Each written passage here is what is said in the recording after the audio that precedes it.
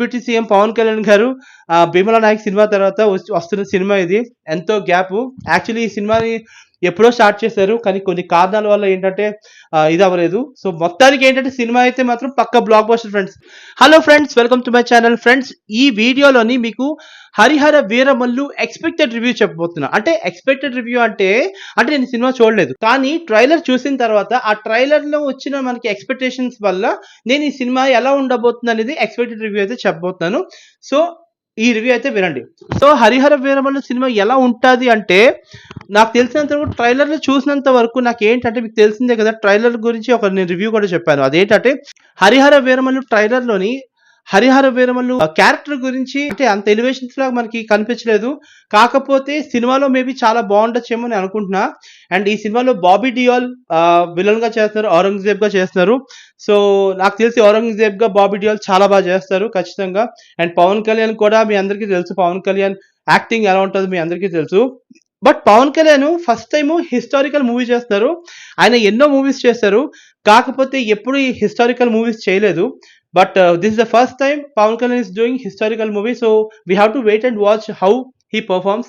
So ఎలా perform చేస్తున్నారో తెలియదు, బట్ ట్రైలర్లో చూసినప్పుడు మాత్రం ఆ పర్ఫార్మెన్స్ ఏదైతే ఉందో మనకు పర్ఫార్మెన్స్ అనేది ట్రైలర్లో నాకు కనిపించలేదు.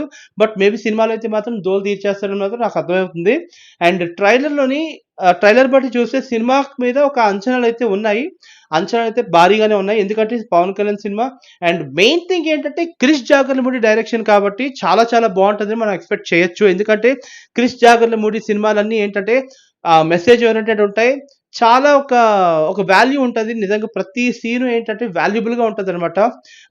అంటే మనకి ఆలోచించే విధంగా ఉంటాయి. అంత బాగుంటుంది సినిమా అయితే మాత్రం. నాకైతే మాత్రం సినిమా మీద మాత్రం చాలా అంటే చాలా ఎక్స్పెక్టేషన్స్ ఉన్నాయి ఫ్రెండ్స్. ఎందుకంటే డిప్యూటీ సీఎం పవన్ కళ్యాణ్ గారు భీమలా నాయక్ సినిమా తర్వాత వస్తున్న సినిమా ఇది. ఎంతో గ్యాప్. యాక్చువల్లీ ఈ సినిమాని ఎప్పుడో స్టార్ట్ చేశారు, కానీ కొన్ని కారణాల వల్ల ఏంటంటే ఇది అవ్వలేదు. సో మొత్తానికి ఏంటంటే సినిమా అయితే మాత్రం పక్కా బ్లాక్ బస్టర్ ఫ్రెండ్స్.